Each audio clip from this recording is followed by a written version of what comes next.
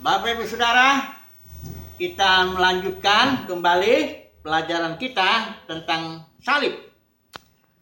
Kemarin kita sudah bahas tentang salib. Kali ini kita kasih judul salib dan Petrus, ya, karena Petrus di sini dinubuatkan oleh Tuhan Yesus. Engkau akan, artinya waktu muda kau ikat pinggangmu, kau berjalan sendiri. Tapi kalau sudah tua, kau ikat pinggangmu, kasih ke orang lain, yang orang itu akan membawa engkau ke tempat yang engkau tidak kehendaki. Ini mirip, pikul salib itu artinya seperti itu. Kita tidak melakukan keinginan kita, kehendak kita, tapi nanti ada pengaturan Tuhan yang akan membawa kita ke tempat yang kita tidak suka. Demikian Paulus juga, dia bilang aku adalah tawanan roh. Sudah tahu tawanan itu ya tidak punya kehendak bebas. Dia dibawa oleh roh kemana tempat yang dia tidak suka juga. Jadi inilah prinsip salib. Kemarin kita sudah bahas salib itu artinya meminum cawan dari Bapa, memilih kehendak Bapa, dan akibatnya mengalami permukaan ini. Kita sudah bahas juga kemarin bahwa salib simbol itu di situ ada darah, ada air. Itu kan waktu Yesus itu ditombak keluar darah dan air. Jadi darah ini fungsinya menghapuskan dosa, bahkan dosa dunia dikatakan ada domba lah, menghapus dosa dunia, dan air bicara kehidupan, life, joy. Ya, jadi persoalan manusia itu sudah disimbolkan dengan ini, ya, tiga hal ini. Kalau manusia mau beres, karena manusia itu soalnya bukan soal dosa doang, tapi tidak memiliki hayat Kristus, ya, tapi memiliki hayat maut yang dilambangkan pohon pengetahuan. Kita sudah bahas kemarin.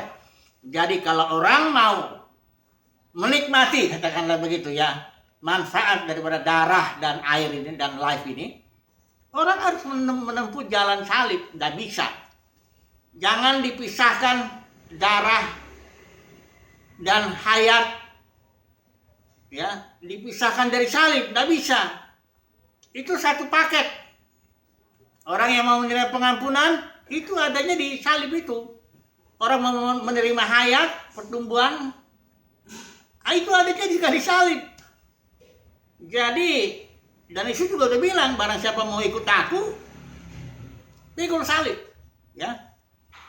Jadi salib ini tidak bisa dipisah-pisah dengan darah maupun dengan hayat Kristus. Dia satu paket. Kita sudah pelajari itu, ya. Diharap kita bisa paham dan bisa belajar memikul salib dalam arti memilih kehendak Bapa dan setelah itu menerima akibat yang secara manusia tentu tidak menyenangkan kita. Ya, inilah dia pikul salib yang kemarin kita sudah bahas. Nah sekarang kita akan bahas mengenai salib ini, mengenai soal pikul salib yang kita kenakan pada diri Petrus. Ya, kita tahu waktu ini nggak usah kita baca lah ya, karena saya rasa kita semua sudah sangat familiar ini dengan cerita Yohanes pasal 21, di mana Tuhan Yesus kata, gembalakanlah domba-dombaku. Ya, yang pertama dibilang dulu, apakah kau mengasihi aku lebih dari mereka ini? Petrus bilang, ya Tuhan, kau tahu aku. Tahu 3 kali itu Tuhan bilang, baru gembalakanlah domba-dombaku. Ya, nah kita akan melihat 3 poin aja dulu lah, kita bahas ya mengenai salib dan Petrus ini. Salib yang beroperasi dalam kehidupan Petrus, kira-kira begitulah ya. Poin yang pertama, mengapa Petrus menyangkal Yesus? Ya, ini poin pertama kita mau bahas. Yang kedua, soal mengasihi dulu. Ya, Petrus belum disuruh menggembalakan sebelum dia betul-betul mengasihi Yesus. Jadi perintah untuk menggembala domba-domba didahului oleh pertanyaan yang tegas sampai 3 kali. Apakah engkau mengasihi aku? Ya, kalau menggembala tapi nggak mengasihi, ini yang bahaya. Nanti kita bahas. Baru yang ketiga, poin ketiga, kita akan bahas ini yang ikat pinggang ini ya. ikat pinggang.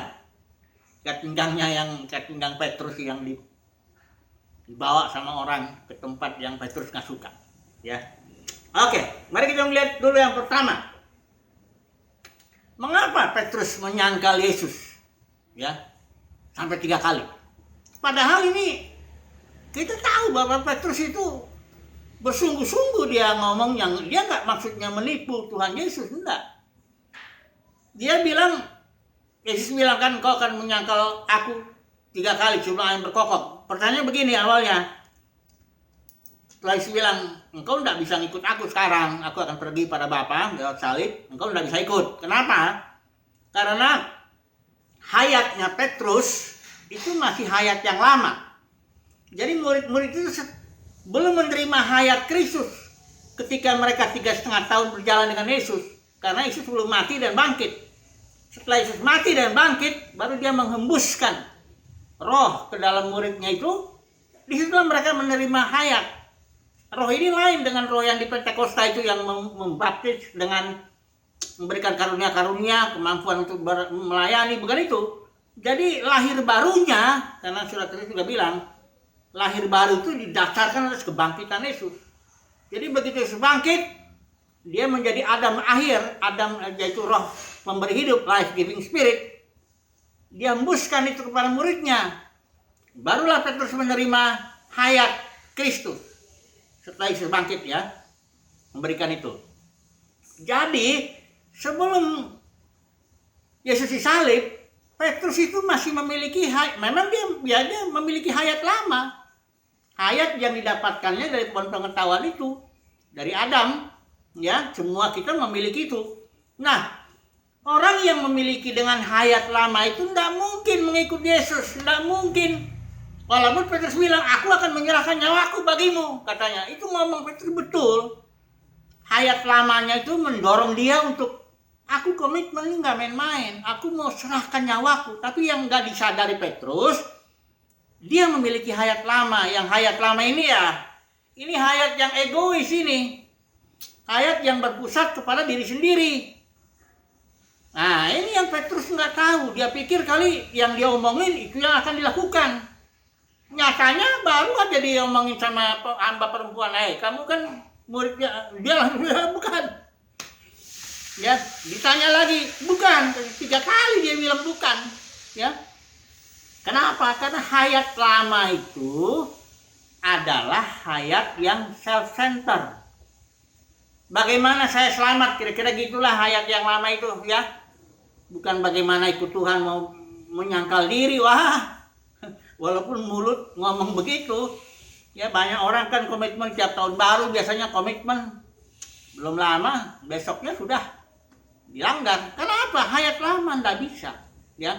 Makanya Yesus bilang engkau ndak bisa mengikuti aku sekarang, tapi nanti setelah aku mati bangkit, aku berikan hayat baru dan hayat itu bertumbuh, engkau mikul salib baru bisa ikut aku. Jadi kalau ditanya mengapa kau Petrus menyangkal, walaupun dia ngomongnya enggak bohong, dia ngomong betul dari hatinya. Sungguh-sungguh dia cinta Yesus dari hayat lamanya itu. Nah ini juga makanya saudaraku kita aplikasikan langsung. Ini hayat lama ini saudaraku, soalnya ini hayat yang dari pohon pengetahuan yang baik dan yang jahat. Hayat lama tuh enggak semuanya jahat, enggak. Ada baiknya karena dia dari pohon yang baik dan jahat. Ya banyak orang juga ikut Yesus dengan kebaikan-kebaikan hayat lama, jadi istilahnya gitu loh. Ya. Nah, ini yang harus dibereskan ini, ya.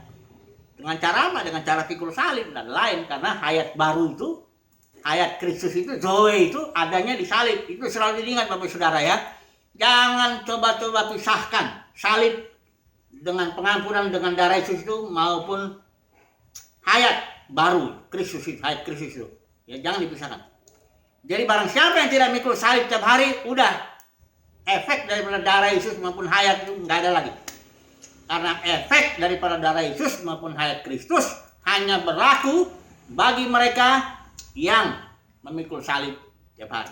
Artinya menjalani kehendak Bapa, ya, menyangkal kehendaknya sendiri.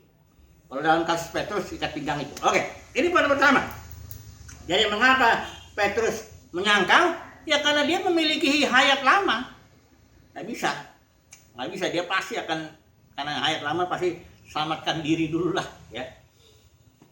Oke, baru kemudian poin yang kedua kita akan melihat soal mengasihi dulu lah ya ini ya. Mengasihi, gembalakanlah domba-dombaku. Ini 3 kali Tuhan beri perintah kepada Petrus setelah murid-murid dihembusi ya, dengan ini dihembusi itu pasal 20 ya. Aku mengutus kamu, terimalah Roh Kudus, kata Yesus itu ayat 22 pasal 20 ya. Jadi Petrus dan murid-murid itu sudah menerima ayat Kristus, sudah menerima Roh pemberi hidup itu. Nah itu di pasal 21-nya di situ Yesus kasih perintah, gembalakanlah domba-dombaku ya. Tapi sebelum datang perintah itu selalu didahului, apakah engkau mengasihi aku? Petrus, lebih daripada yang ini, yang lain ini. Ini maksudnya bukan supaya bersaing, maksudnya bukan begitu. Maksudnya supaya ini soalnya menggembala ini tidak main-main ini. Pengertian menggembala itu memberi makan kepada umat Tuhan.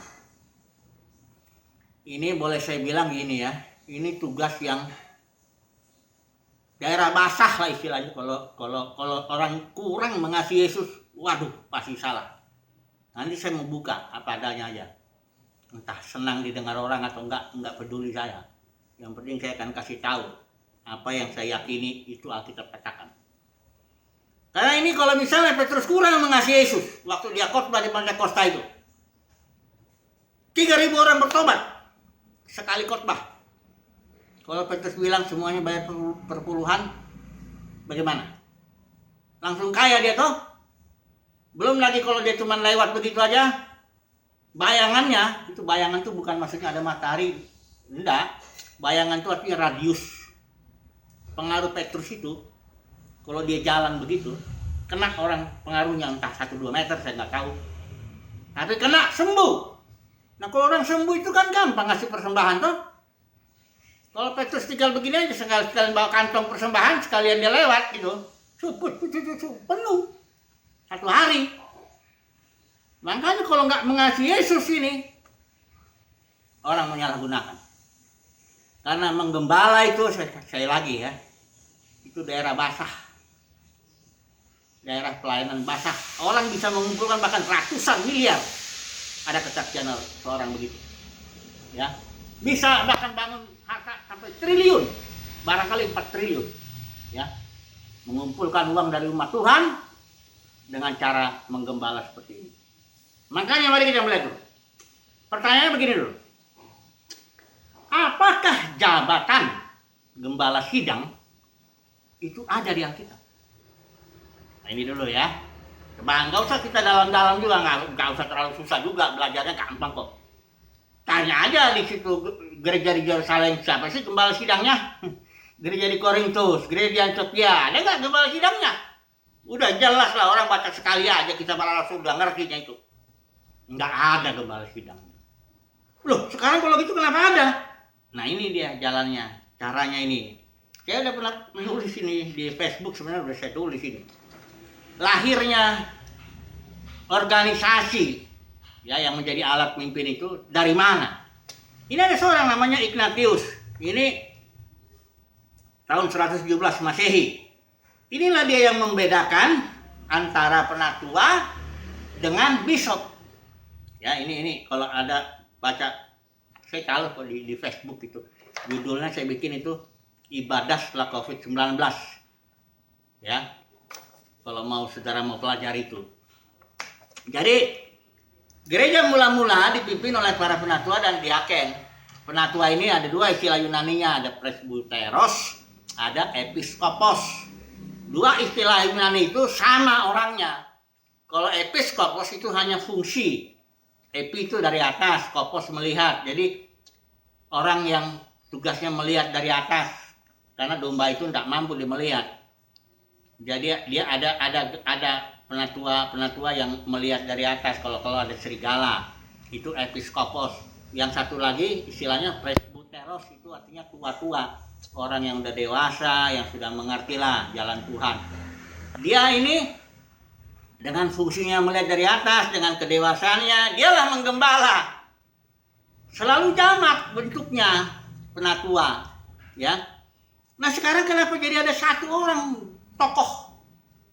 Ya kalau sudah datang ke denominasi manapun, nggak susah itu menemukannya. 5-10 menit sudah akan temuin orang kuatnya di situ.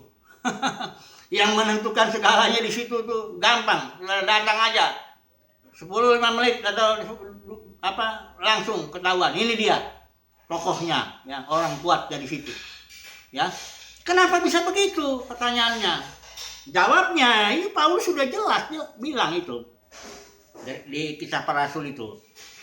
Dari antara kamu, dari antara para penatua itu, yang ngomong kepada para penatua di Miletus, penatua di Efesus, tapi bicaranya di Miletus. Dia bilang dari antara kamu akan ada beberapa orang, 1-2 orang itu dengan ajaran palsu, dan satu ajaran palsu, kedua bermaksud menarik murid-murid kepada diri mereka sendiri. Nah, bagaimana caranya ini menarik murid ini? Yaitu dengan ajaran palsu, dengan struktur, dengan alat yang namanya organisasi. Karena gereja itu organisme, betul-betul organisme. Ya nggak perlu diorganisasikan, ya. Organisasi itu beda, otoritasnya itu otoritas yang manusia, itu pemimpinnya itu, gembala sidangnya itu, tuh otoritasnya. Kalau organisme, otoritasnya hayat, karena dia tubuh. Jangan digabung. Ini dua hal yang beda, kayak langit dengan bumi, kayak surga dengan neraka, itu bedanya, ya. Makanya Yesus juga bilang, jangan diantaramu disebut pemimpin, akulah pemimpin, ya. Nah, jadi kenapa ada struktur itu gembala sidang itu? Ya itu awalnya ada spirit Nikolaus. Kalau dalam Wahyu pasal 2 pasal 3 itu dibilang Nikolaus itu, Niko artinya menaklukkan, Laos itu dari situ istilah Latin itu bahasa Inggris laity, kaum awam, menaklukkan kaum awam, menarik. Ini para pemimpin yang melakukan tindakan itu, menaklukkan dan menarik, ya. Nikolaus spiritnya itu, itulah yang akhirnya berkembang, ya, dari zaman itu abad-abad kedua, ketiga sampai abad kelima barulah struktur itu settle. Ya, tadinya ini bishop bertarunglah antara bishop-bishop yang lain dengan dari di kota-kota lain. Ada lagi yang namanya bishop agung, uskup agung, ya. Bertarung lagi uskup agung, siapa yang paling jago? Nanti ada lagi naik kardinal. Dari kardinal akhirnya paus. Nah, di abad kelima atau keenam itu udah settle tuh. Yang kita lihat struktur Katolik. Protestan ambil itu juga sama. Kalau Katolik itu memisahkan imam dengan umat, kalau Protestan memisahkan pendeta atau pelayan lah, apa itu namanya, dengan kaum jemaat. Itu membelah. Spiritnya Nikolaus. Saya tahu ini Bapak Ibu Saudara dari pengalaman, karena saya 10 tahun melayani sebagai gembala kayak gitu. Walaupun kami bilangnya kepenatuan, tapi tetap aja masalahnya spirit Nikolausnya masih ada pada kami. Kami ingin menarik murid-murid kepada kami. Lumayan waktu itu berlima tuh bisa tarik sekitar 400, barangkali 500 kalau dengan anak-anak. Ya, tentu pada waktu itu kami pun ajarkan perpuluhan, ya. Walaupun kalau saya hanya ngejelasin 10 menit itu pada anak SD, ngejelasin perpuluhan itu tidak bisa diterapkan ke dalam perjanjian baru, hanya 10 menit. Saya akan jelaskan aja ke Keluaran 19:20. Perjanjian antara Elohim, Yahweh dengan Israel Musa, dan datanglah hukum Taurat itu. Di sini perjanjian antara El Elyon, ya, dengan percaya Yesus pada orang perjanjian baru, itulah hukum hayat, hukum Taurat yang ditulis di dalam batin. Yesus menafsirkannya hukum hayat, ya. Waktu orang Yahudi ini perempuan berzina mesti dirajam. Yesus tafsirkan, ditulis dia kan di dalam hati itu batin apa? Orang Farisi itu tafsirannya apa? Siapa yang nggak berdosa lempar batu. Hukum Sabat, kalau hukum Sabat orang Yahudi jelas itu, nggak boleh kerja, angkat tikar aja nggak boleh hari Sabat itu. Yesus tafsirkan, tafsirannya apa? Bapakku bekerja, aku pun bekerja juga. Jadi Sabat itu dalam batin, istirahat dalam batin. Sekarang buah sulung, hukum buah sulung, ya. artinya ambil semua hasil pertama itu. Ya, sekarang kan orang gembala sidang kan menerapkan itu kan. Kalau buah sulung tafsirannya kalau ditulis dalam batin itu tafsirannya orang. Begitu juga perpuluhan, nggak bisa langsung hitam di atas putih. Itu hitam di atas putih itu mematikan, kata Paulus. Ya, tapi hukum hayat, hukum roh, itu yang menghidupkan. Tapi kalau memang ada spirit Nikolaus ini udah susah. Bukan soal teologis, tapi kadang-kadang soal pelut. Soal kemuliaan manusia. Jadi, padahal kalau dipahami, ya anak SD saya bilang. Saya hanya butuh waktu 5 menit, 10 menit untuk ngejelasin. Nanti saya tanya, gimana anak-anak, bisa nggak hukum perpuluhan diterapkan ke dalam perjanjian yang baru ini? Ya, mereka akan jawab, nggak bisa Pak. Itu harus jalan batin dulu. Saya yakin itu perpuluhan itu orang.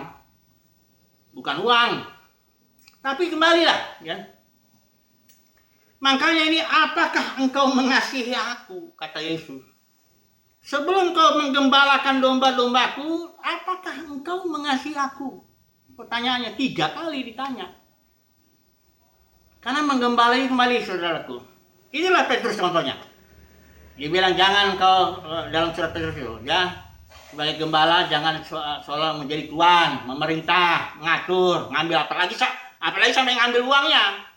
Ambil uang umat Tuhan. Orang di sini menggembala cuma memberi makan umat Tuhan loh. Yesus nggak pernah ambil uang itu. Dia nggak pernah terima perpuluhan.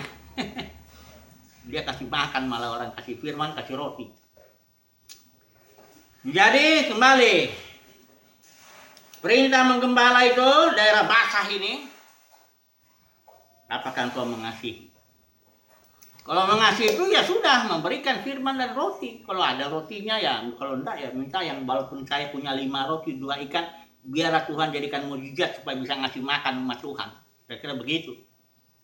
Kalau orang mengasihi Yesus nggak mungkin diambil perpuluhannya, ambil buah sulungnya lah, macam-macam lah, tarik uang sampai dia memperkaya diri, nggak ada. Bapak saudara, perkataan saya ini nggak enak kedengaran, tapi saya yakin itulah yang Alkitab katakan. Kalau orang mengasihi Yesus, nggak mungkin dia melakukan yang seperti dilakukan para pemimpin denominasi pada umumnya. Dia pasti akan seperti kayak Petrus. Nah, mari kita masuk ke terakhir ya. Petrus. Dia menggembala umat Tuhan ini. Ya. Tapi bagaimana akhir hidup Petrus dulu? Kita lihat ya. Walaupun di Alkitab ini nggak ada. Tapi di sini dikasih sedikit kode ya. Yohanes bilang begini. Ayat 19 ya, pasal 21 19. Dan hal ini dikatakan Tuhan Yesus untuk menyatakan bagaimana Petrus akan mati. Jadi waktu Yesus bilang ini, engkau akan mengikat pinggangmu dan orang lain engkau akan serahkan ke orang lain itu akan bawa ke tempat yang engkau tidak suka. Artinya di sini bilang soal matinya Petrus. Dan kita tahu dari tradisi ya, memang nggak ada di Alkitab ini. Tapi tradisi pada zaman Nero, Kaisar Nero itu, Petrus mati disalib, ya. Dan dialah yang minta, saya minta kepala saya di bawah, karena saya nggak layak untuk disalib kepala di atas. Sebab Tuhanku kan betul-betul dia cinta Yesus itu. Cintanya dia ungkapkanlah itu.